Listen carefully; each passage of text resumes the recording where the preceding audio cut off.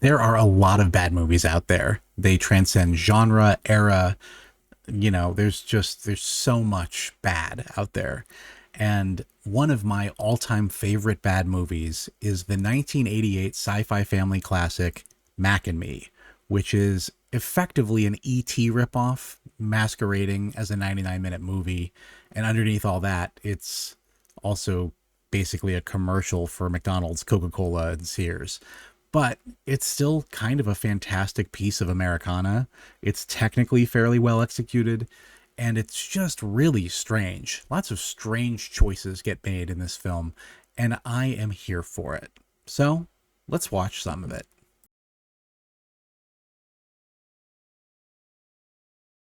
So in this scene, our protagonist, Eric, I should say human protagonist, Eric, has seen evidence of a strange creature in his house and is looking to try to find that creature. And he ends up kind of in a bad mishap.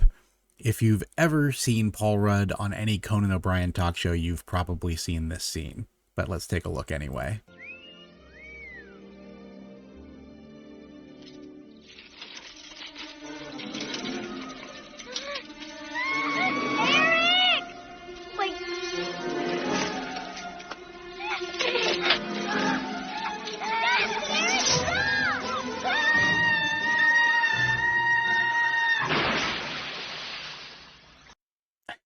And this is just kind of the classic example of the strangeness of this movie. Eric, our protagonist, is in a wheelchair. I don't think for any particular plot reason. I think it's really just to differentiate him from Elliot from ET. And we see that Eric goes out to try to find the alien and just loses control of the wheelchair. For some reason, he lives at the top of a very steep embankment and just falls into a body of water. And we get this shot of Mac looking like a weird little freak at the bottom as he watches Eric plunge into the water. A few beats later, after a lot of deliberation, Mac finally jumps into the water and saves Eric, pushing him out of the water while he's still seated in his wheelchair. And he emerges like this. His parents are up at the top of the hill wondering what happened, and we get this little conclusion to the scene.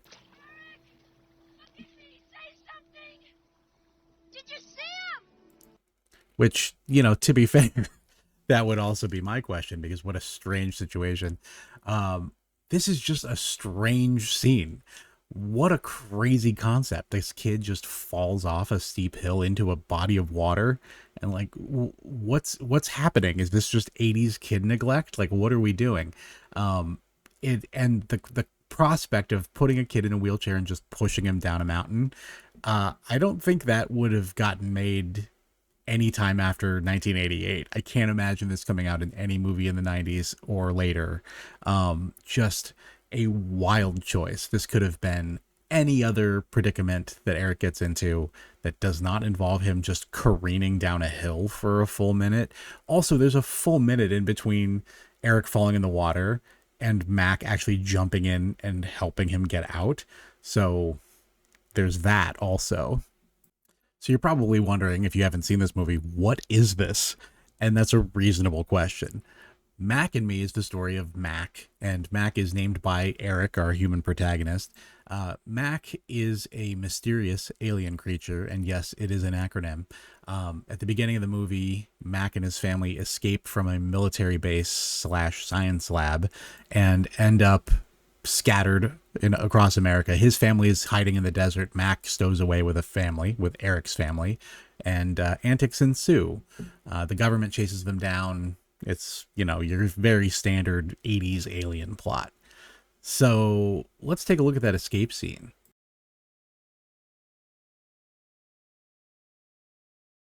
Mac and his family have arrived on Earth. The family has all escaped, leaving Mac by himself for some reason. And this is what we see when we watch Mac trying to escape.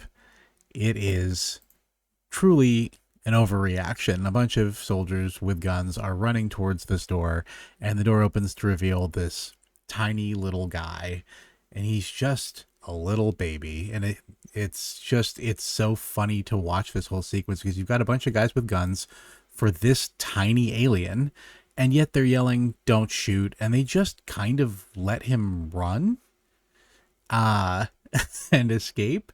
Like, why are we chasing him down if we don't actually care if he gets away? This is the kind of existential question that keeps running through my mind while I'm watching this movie.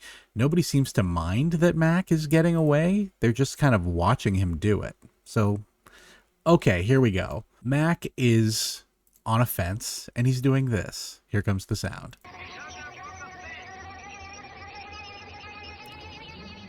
Now, I just want to point out, I don't understand what Mac is doing. Maybe he's trying to rip a hole in the fence, but he has ripped a hole. There is a hole in the fence. We can see it in this shot. You don't need to be doing all this.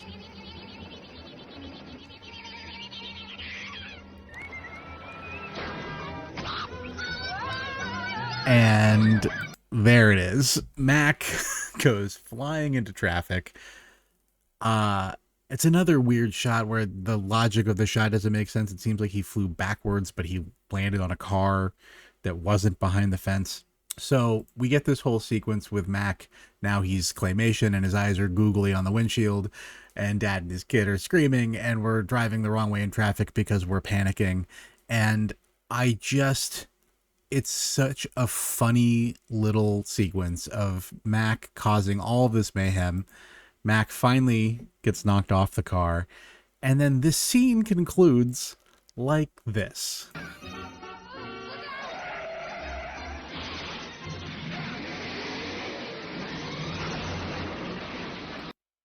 And like, why? This is not an important character set for the movie. This is just a couple of people who have happened to run into Mac, and the production team set up this whole action sequence to be silly, I guess, with Mac's claymation eyes spinning around, and then, you know, kind of upbeat, jaunty music. And then now all of a sudden we have a 4-car pileup in the middle of the road. I don't fully understand what the purpose is here. And this kind of comes up a lot in the movie where they just sort of add sequences that are just unnecessary. We didn't need a 4-car pileup to end that scene. You could have just had them stop and then cut the scene off. That would have been fine. But they padded it with this extra weird material. And honestly, I know this movie, I've billed it as being a bad movie. I still think it's a bad movie. I kind of appreciate a lot of these weird choices because it really has stuck with me over the years. So there you go. One major thing this movie is famous for is product placement. It is, like I said at the beginning, basically a long commercial. And so now we're going to start to get into some of the plot scenes where, okay, we need to actually make something happen. There needs to be an actual story. And Eric and his next door neighbor, Debbie, decide to capture Mac. And this is that scene.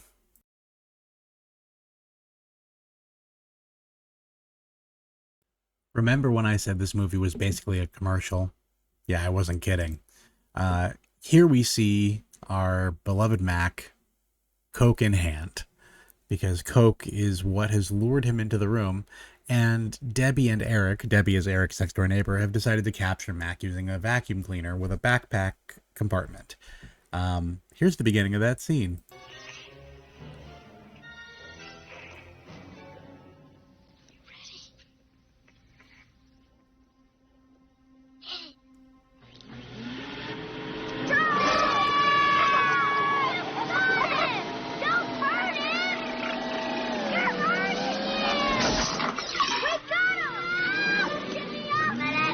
And so as you would imagine here, we are dealing in a fairly crazy sequence. We've got Rubber Mac back with us. We've got Coke products. We've got all kinds of weirdness. We've got Debbie screaming, "You're hurting him," immediately after turning on the vacuum cleaner. And the scene goes on for a bit, and then the scene concludes kind of like this.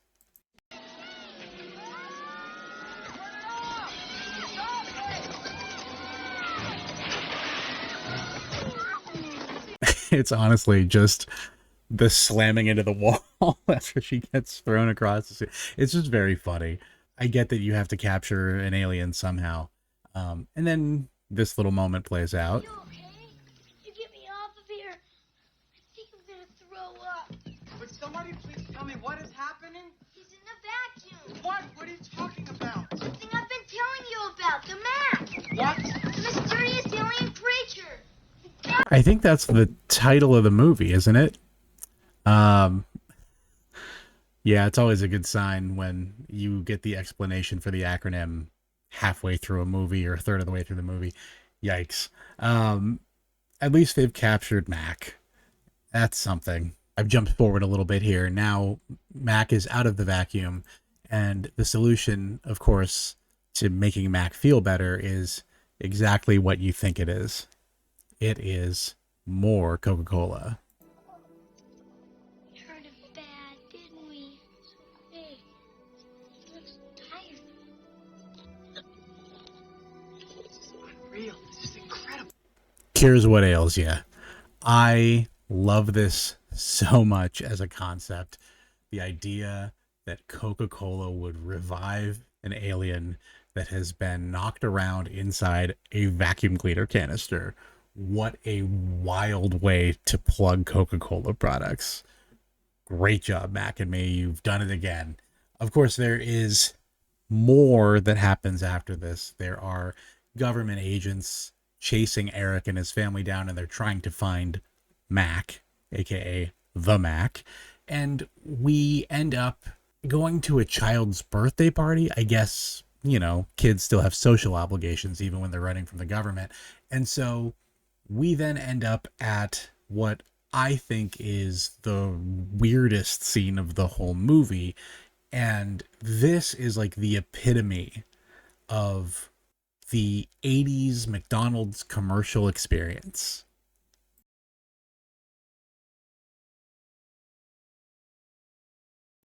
Now, I can't emphasize this enough. I cannot show you this whole scene. It would be impossible. Copyright would ruin my life, and frankly, you kind of need to see the whole thing uninterrupted to get the full picture of what goes on. Mac and Eric and Debbie have arrived at a child's birthday party, and Mac is in disguise as a teddy bear, presumably so that he can fit in at McDonald's because they can't leave him unattended. So here is the scene in McDonald's. And again, I'm going to have to slice this up. You're only going to get a few seconds at a time, several times, so we can kind of talk about this. But it is a wild sequence. Here we go.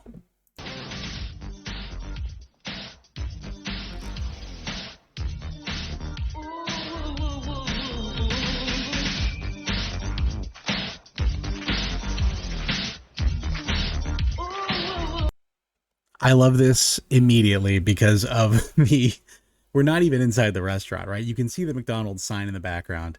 You know where you are, but we're not even in the restaurant yet. We are still outside of the restaurant, kind of dealing with this scene transition. The reason I can't show you the whole scene, for the record, is that it's almost 5 minutes long and there's so much weirdness in here. I couldn't possibly show you everything. I've skipped ahead a little bit. Here now is Debbie with Mac. And yes, that's Mac in the teddy bear suit. And he looks horrifying in it. Hey, what's going on? It's okay, everybody thinks it's just a toy. Ugh, Hi, Michael. the thing I was telling you about, it's in the teddy suit. Oh, no way, so cute. Yeah, so this is the kind of dialogue we're dealing with here. There's a lot of just sort of quick exposition, updating everybody on who's where and what's going on. But here we get into some very strange synchronized dance routines.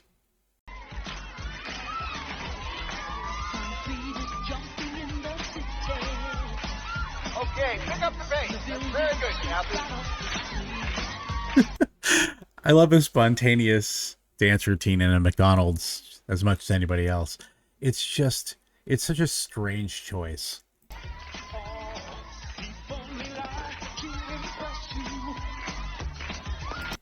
Oh yeah, by the way, in the middle of all this, here are the government officials / cops, I'm not really clear who they are, chasing down Eric and Mac.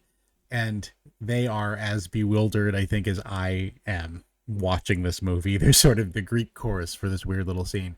This is what happens when you give the McDonald's advertising department the budget for a feature film. I'm pretty convinced that's what's going on here.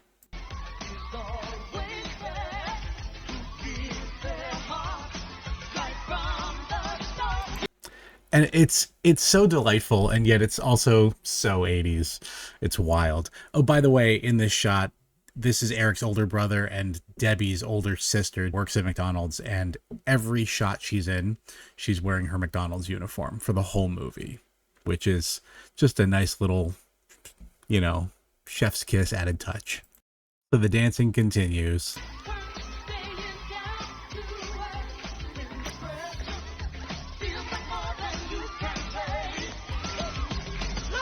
It's just like every birthday party I ever attended as a kid. It's exactly the same. Mac in the teddy bear costume freaks me out every time I see him. They clearly just like disemboweled a teddy bear and stuck him in there. And it's very Silence of the Lambs. It's very creepy to me. But Mac does this very inexplicable thing here. And this is maybe my favorite part of the whole sequence.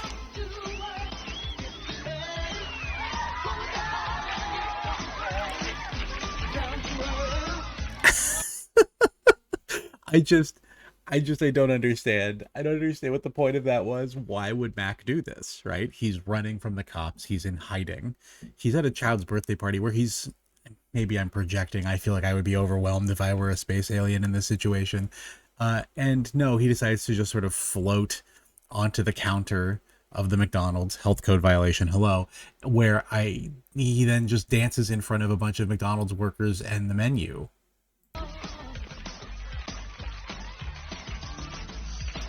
And like, of course, those guys know what this is. They're looking for an alien, and he just sort of floated across the room. Although this little soft shoe is very funny. What's he doing? I don't know.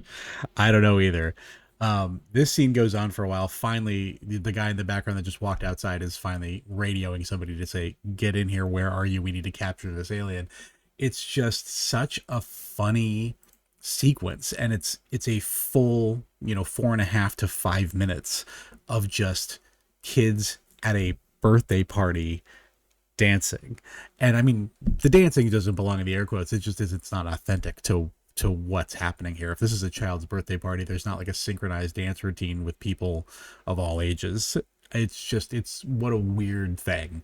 But again, this movie is a McDonald's commercial, essentially.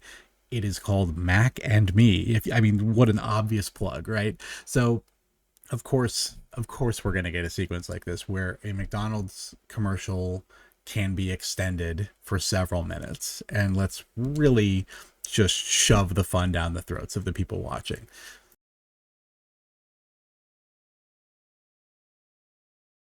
All right, we're skipping towards the end of the movie. We're not at the end, but we're in the kind of the final act. And Mac and friends have all taken off to the desert to reunite Mac with his family. His family wasn't doing so hot. They were hiding, I guess, in a mine shaft by a bunch of windmills in the desert. Of course, they revived the alien family using Coca-Cola products, because what else? And the aliens have now developed sort of an insatiable thirst for more cola. While their human friends have their backs turned, the aliens break out of the van they're in and decide to go look for Coke and Coca-Cola, let's be clear. And they go into a nearby store, which I find very funny, because how do they know what a store is? But here we are. I guess I do question, but I didn't make the movie. Here's the scene.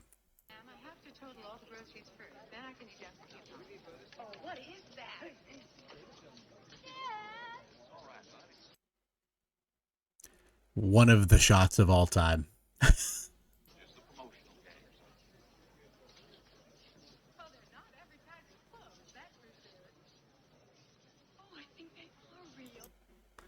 I actually really like that little moment there, where the mother is horrified and the baby's kind of like, "Oh, a baby. That's cool." And I don't know. There's something very symbolic about that little moment.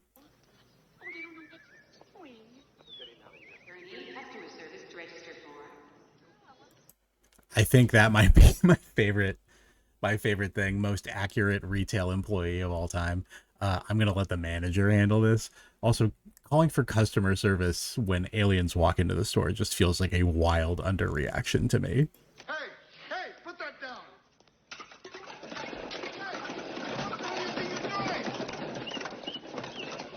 I don't believe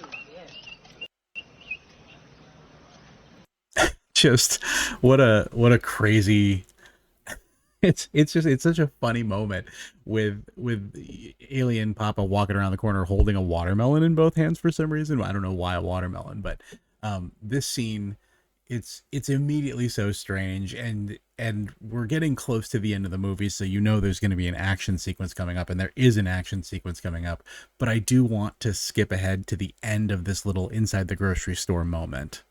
So now we have a security guard who's gotten involved, and he's pointing a gun at Papa Alien. You stand back now, I'm warning you. No, they don't understand you. Telling the truth! Tell him to back off! No! Give me the gun. Get out of here! I'm not doing it! No! All right. Give me the gun. Step back. Move away from it. It's just it's so it's such a choice to go, I know what we're going to do. We're going to put an alien in this scene and we're going to somehow give him a gun that he doesn't understand. And that's how we will cause the final action sequence of this movie to go. It is such an American choice. And it's also very like, yeah, that makes sense. No wonder these other people feel intimidated, right? There's the intimidation factor comes directly from the fact that there's a weird alien creature that they don't understand holding a weapon. You know, they were freaky in and of themselves, and now they're freaky with guns. Like, yeah, I get it. So the ending to this movie is just as insane as the rest of it. I would call it batshit, quite frankly. The whole movie comes to a head in which the cops point guns at the aliens and say, drop the weapon. The aliens, not understanding what's going on, turn around and just sort of fire indiscriminately back at the police officers. And then Eric, who is in his wheelchair, goes out, you know, right before the shooting, goes out to try to stop the aliens, try to get the gun back. The aliens randomly fire. The police then open fire on the aliens. There's a deleted scene where Eric gets shot, and the whole shopping mall they're in explodes, I guess. The aliens then bring Eric back to life, and as a reward for doing so, I guess they don't really connect the dots here, they're made citizens of the United States, which is quite the reward for aliens to dealing with the aftermath of a police shooting.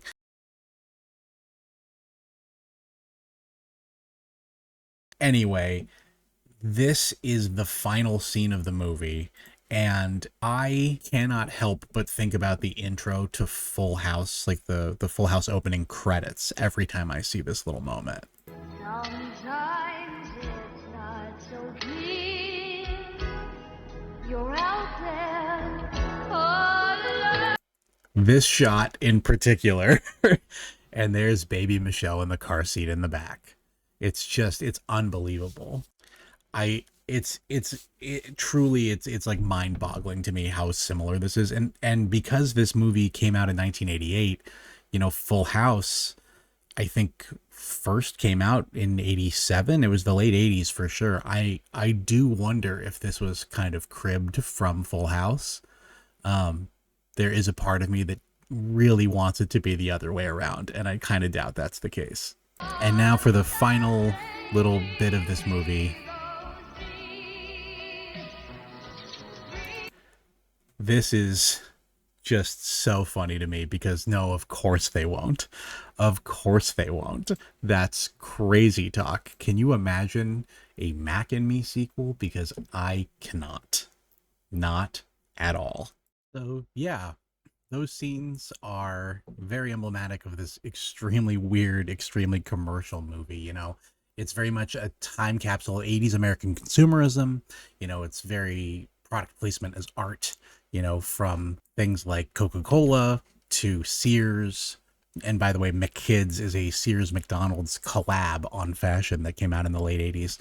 And of course, you know, McDonald's itself.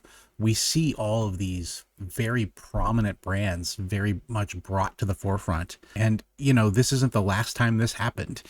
You know, you have movies like Demolition Man in the early 90s with Taco Bell as its principal advertiser. You have The Wizard that used Super Mario Brothers 3 and the Power Glove, Nintendo products that were coming out. You know, you also have Domino's Pizza as a prominent product in the 1990 Teenage Mutant Ninja Turtles live action movie. These are all great examples of that very over-the-top commercialism that took place in movies during this era. Maybe the craziest part to me is that Mac and Me, you know, was originally conceived as a way to raise money for the Ronald McDonald charities in the 1980s. And in the process, a lot of cross-promotion between McDonald's and Mac and Me was planned. You know, there were going to be a whole line of Mac and Me Happy Meal toys and the like. That never came to fruition because this movie bombed so horribly. But crazily, Disney was inspired, we believe, from this movie and got into a long-standing partnership with McDonald's to help promote its movies using Happy Meal toys. So some of your favorite 1990s Happy Meal toys probably are the direct result of this movie's attempt at entertainment commercial art aimed at children. So that's it. Thanks for watching. If you liked this, please subscribe to the channel and like and comment below. It's a huge help for a new creator like myself. You can also go to the link in the description and check out my Substack. I'm starting a weekly newsletter there about all kinds of weird culture stuff. So if you want to join me, please do so there. Thanks again. Take care.